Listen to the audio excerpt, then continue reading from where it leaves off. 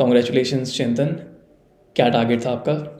मेरा 90 टारगेट था क्योंकि मेरे को परमानेंट रेसिडेंसी के लिए 90 चाहिए ही था। मैक्सिमम पॉइंट्स के लिए बेसिकली, राइट? हम्म।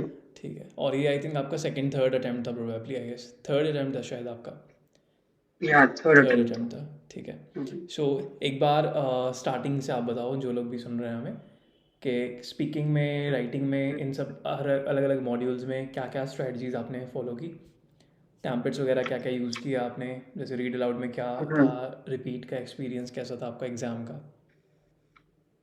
सो ओवरऑल मैं स्पीकिंग से स्टार्ट करता हूँ कि if I start by speaking तो all my three attempts speaking was I mean I got 90 out of 90 in all three attempts hmm. starting from first attempt. So speaking मेरी strategy ये थी कि read aloud in exams only comes like two lines, maximum two and a half lines. I never see in all my three attempts कि कभी भी read aloud ऐसा कोई word हो जो it's difficult to pronunciate for vernacular language boys or anywhere like. तो ऐसा कोई चीज नहीं था मेरे लिए, मतलब मुझे कॉन्फिडेंट ही था पहले अटेम्प्ट से ही कि रीड अलाउड है तो कम्प्लीटली मैं अच्छे से मतलब और कंटिन्यूस बोलता था, क्योंकि उसमें मुझे ऐसा फील हुआ कि फ्लुएंसी मैटर्स अ लॉट। और उसके बाद रिपीट सेंटेंस की बात करें, रिपीट सेंटेंस में एप यूनी और अल्फा से भी प्रिपेयर करता था, थोड़ा लॉन्ग रहता था मतलब while doing practice. But actual exam exams में तो में काफ़ी इजी आता है। लास्ट बहुत इजी आते हैं, और लास्ट एक आध दो थोड़ा बहुत मतलब 8-10 वर्ड्स का हो जाता है। ठीक है। पर शुरुआत में मेरे को ऐसा लगता था कि मेरे को मिस हो रहा है। और दूसरा चीज रिपीट सेंटेंस में मेरा एक था, एक कैच था इधर कि शुरू उसमें बीप आवाज नहीं आती है, तो मुझे वो थोड़ा प्रैक्टिस करना पड़ा था, राइट राइट क्योंकि राइट। कई बार 2 सेकंड हो जाते, तो उधर में का थोड़ा चैलेंज था, तो और जस्ट लाइक ये बहुत सारे सॉफ्टवेयर में, क्योंकि इन लोगों ने बीप साउंड, क्योंकि पीटी एकेडमिक में इंट्रोड्यूस किया है, तो ये सॉफ्टवेयर्स में भी बहुत सारे सॉफ्टवेयर में बीप की साउंड आती है, जबकि रियल एग्जाम में कोई बीप साउंड नहीं आती है, राइट? हाँ हाँ, तो ये भी हाँ, वो प्रॉब्लम वो पीटी चीज कोर में बहुत सारे स्टूडेंट्स इम्पोर्टेंट को है। होता है, राइट? एंड और डीआई डीआई हाँ, तो बहुत एक सही है। क्वेश्चन और डीआई है में मैंने रिपीट के ऐसा रिगार्डिंग। किया था कि प्रिडिक्शंस प्रिडिक्शंस देख लिए थे, और आपके जो हाँ हाँ। टेम्पलेट्स है like this image conveys important information, और जो ठीक है। ग्राफ्स की है मैं एक तो क्वेश्चन वही है। रिपीट और सेंटेंस मैंने के रिगार्डिंग एक क्वेश्चन मैं पूछना चाहूँगा। जैसे अब क्योंकि आपके 90 मार्क्स बने हैं, जैसे, ठीक है, टीचर्स के बनते हैं कोई बात नहीं, लेकिन आप एज अ स्टूडेंट, जैसे आपके स्पीकिंग में भी और लिसनिंग में भी 90 मार्क्स बने हैं, तो रिपीट सेंटेंसेस क्या आपने सारे फुल पिक किए थे, बीच में मिस हुए थे आपके? एक लास्ट सेकंड लास्ट था जो, मतलब सेकंड लास्ट और लास्ट दोनों जो से वो थोड़े लंबे थे, तो उसमें मुझे लगता है कि एक या दो वर्ड्स मैंने मिस किए थे। ओके। और और मुझे घर आने के बाद भी ऐसा लगा था कि शायद नहीं पिक होगा, पर पता नहीं वो तो भी सब में आ गया। ऐसा नहीं है मेरा स्पीकिंग पूरा ही गया, रिस्पॉन्ड टू सिचुएशंस में भी दो प्रोनाउंसिएशन, क्योंकि वो मैं फ्लो में जाता हूँ ना, तो बीच में एक आध दो वर्ड्स एरर हो जाते हैं मतलब छोटे जैसे मोटे। कैसे हाँ हाँ, जो स्ट्रेंज था तो स्ट्रांज बोल दिया था, काइंड ऑफ एग्जैक्ट वर्ड नहीं था, पर तो मुझे बाद में, पर मैं रुका नहीं था क्योंकि मुझे पता ही था कि क्योंकि स्पीकिंग मेरा, मैं बहुत कॉन्फिडेंट था, क्योंकि तीनों में ना, दोनों आगे अटेम्प्ट में भी पूरे आए थे, और दोनों आगे अटेम्प्ट में भी एक आध दो मिस्टेक्स हुआ तो भी पूरे आए। तो मेरे को उस टाइम पे थोड़ा टेंशन नहीं हुआ था। Correct correct. और उसमें टेंशन लेने का भी नहीं है, क्योंकि एक आध दो चीज तो चल जाती। एग्जैक्टली, वो हर एक मॉड्यूल में भी होता है, इनफैक्ट राइटिंग में भी छोटी मोटी मिस्टेक्स अगर आप लोगों की होती हैं तो राइटिंग के अंदर भी वो चल जाती हैं। इवन अगर आपका हम्म। 90 का भी टारगेट होता है तो छोटा मोटा ग्रामेटिकल मिस्टेक अगर आप कर रहे हो, उसके बाद भी आप लोग 90 आउट ऑफ 90 ले सकते हो रियल एग्जाम में। पर प्रिपरेशन के दौरान मुझे थोड़ा वो लगता था कि यार पूरा पिकअप की रिपीट सेंटेंस डीप आवाज नहीं आ रही, तो पर सही है, आप बताएं कि वैसा नहीं है, एक आध मिस्टेक चल जाती है। ठीक है। उसके बाद और राइटिंग डी का आई बात करूँ तो डी आई में तो आपने टैबलेट्स ही राइटिंग में, फॉलो किए, राइट? डिस्क्राइब इमेज में। हाँ, एग्जैक्ट टेम्पलेट, मतलब एग्जैक्ट जो आपका टेम्पलेट था ना वही एग्जैक्ट है। ठीक है। और रिस्पॉन्ड टू अ सिचुएशन में भी आई गेस जैसे आपको बताया था आपने वही फॉलो किया, बस सिर्फ प्रोनाउंस चेंज किया आपने। हाँ एग्जैक्टली, यू की ठीक है। जगह आई थी। और एक लास्ट 3-4 आए थे, तो एक तो पूरा एक लाइन भी नहीं था, अच्छा, बहुत कम मतलब था। इतना, तो मेरे को 4 बार रिपीट करना पड़ा। हम्म। ठीक है। तो वो चीज भी वो चीज भी मतलब कभी डाउट आता है कि यार 4 बार करेंगे तो शायद ही आई में निकल जाए, पर नहीं होता है ऐसा। ठीक है। देन आंसर शॉर्ट क्वेश्चन वो ज़्यादा मैटर नहीं करते।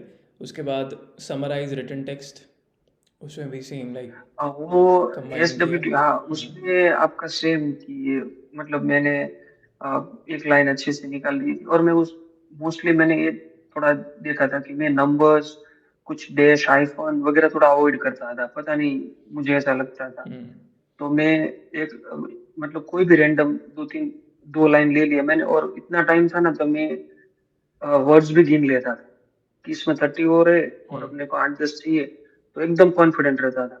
और उसके बाद मैं 4 बार उसको चेक करता था, क्योंकि रूट व्हाट आई स्पेलिंग के लिए। ऑब्जर्व कि कई बार जो टेक्स्ट आते हैं उसमें भी ग्रामेटिकल मिस्टेक्स, मतलब एन की जगह कॉमा, पता नहीं प्रिपरेशन के टाइम तो ऐसा होता था कि जो दिया है पूरा पैराग्राफ उसमें भी छोटी कई मोटी बार एन ग्रामेटिकल के आगे। मिस्टेक हाँ होती है उनमें हाँ। बिल्कुल। हाँ, तो और मैं वो ध्यान रखता था कि, और मैं वर्ड्स पहले से गिन लेता था कि भाई 30 है तो अपने को और एक आध सेंटेंस छोटा उठा लो जो 8-10 वर्ड्स हो जाए, और बाद में देखना नहीं है नंबर्स का। उसके बाद में 3-4 बार प्रूफ रीड करता था, क्योंकि उसमें पूरा ही लेना था। ठीक है ठीक है ठीक है।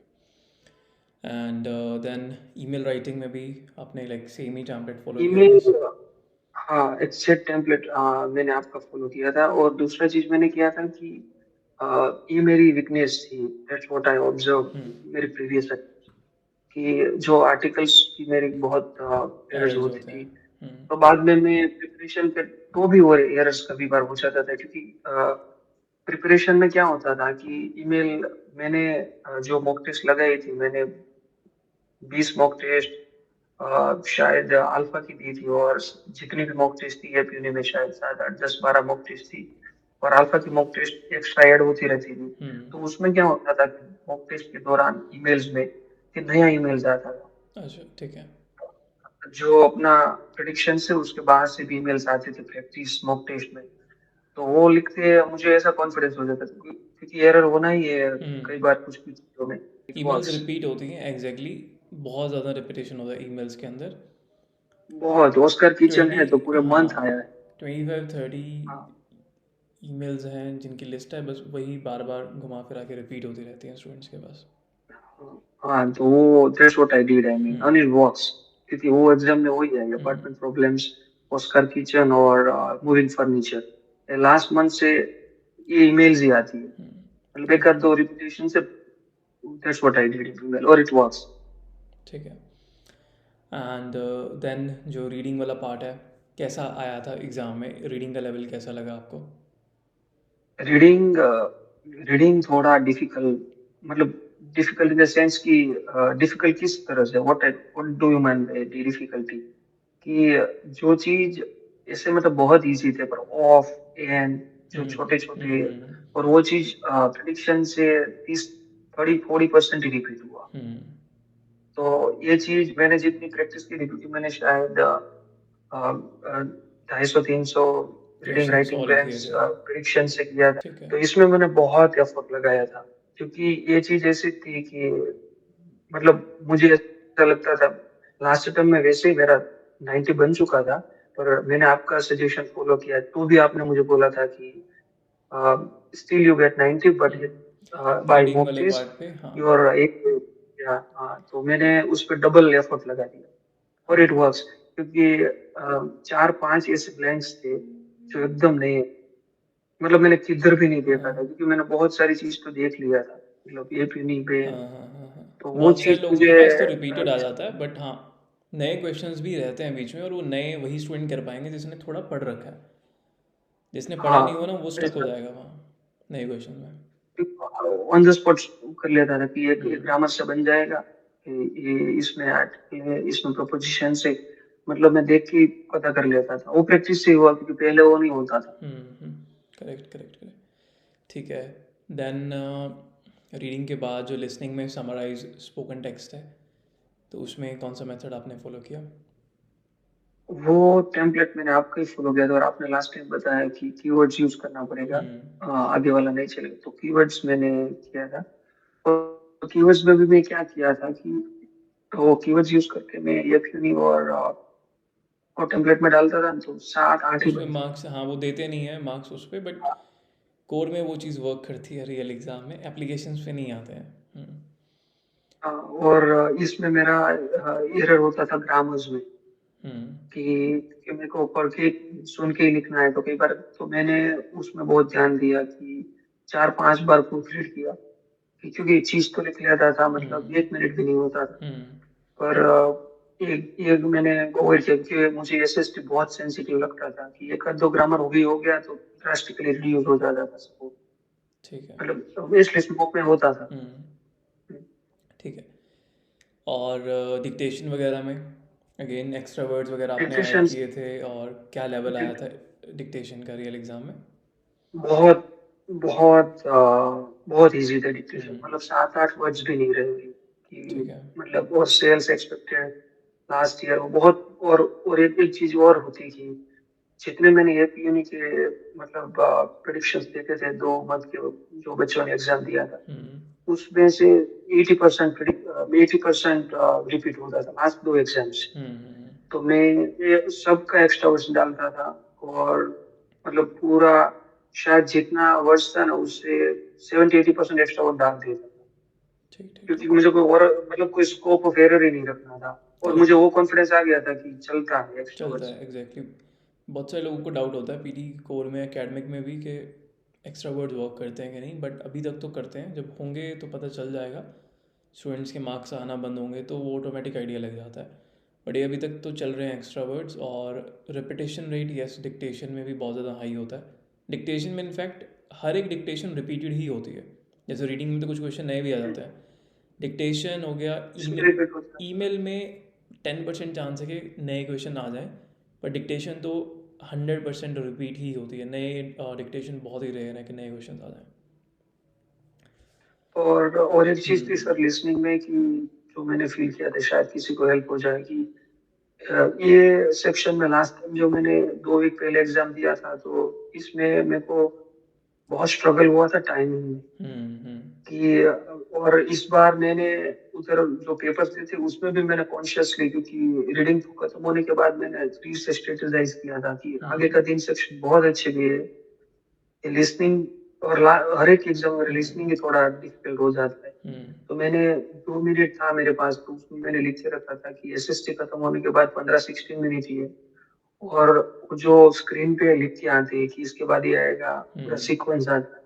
तो ये सीक्वेंस मैंने नोट्स पैड में लिख के रखा था कि 2-3 मिनट में खत्म होने चाहिए। हम्म। और मैं कॉन्स्टेंटली उसको ऐसे रख के, मतलब कि उधर मैंने आराम से कॉन्शियसली गया था, क्योंकि लास्ट टाइम क्या होता है कि एसएसटी खत्म होने के बाद वो टाइमिंग ऐसा शुरू हो जाता है, बिल्कुल। एक आता है, दो आता है, एक आता है। तो और वो मैं थोड़ा मेंटल गेम जैसा लिया था ये, क्योंकि प्रिपरेशन तो किया ही था, तो वो हम्म। थोड़ा मेंटल स्ट्रेंथ भी था उधर की, क्योंकि वो फटाक से खत्म नहीं चलता, हाईलाइटिंग कर आके सीधा शुरू हो जाता है और लास्ट में 3 मिनट ही बचता है और 4 डिस्कशन होते हैं। एग्जैक्टली। ये चीज था डिक्टेशन कि हाँ, शायद किसी को काम आ जाए। बहुत ज़्यादा मिस होती हैं पीटी कोर में, स्पेशली लास्ट वाली डिक्टेशन बहुत सारे स्टूडेंट की रह जाती है। और डिक्टेशन रहने का मतलब है आपको एग्ज़ाम रिपीट ही करना पड़ेगा, क्योंकि एक डिक्टेशन की वेटेज इतनी ज़्यादा है।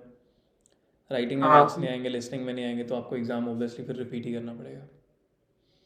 हाँ, तो बस वही था, पर वो हम्म। स्ट्रेटजी, पर ये स्ट्रेटजी तो सब ठीक है, per your teaching was very good, I mean उसकी वजह से ही। नहीं तो मेरा जो जिस हिसाब से, मतलब हम लोग का, मैं तो गुजराती मीडियम से हूँ, तो मेरा इंग्लिश का जो लेवल हो, I can not do it, और ये जस्टिफाई भी नहीं होता है इसको जिस हिसाब से मैं इंग्लिश को समझता हम्म। हूँ।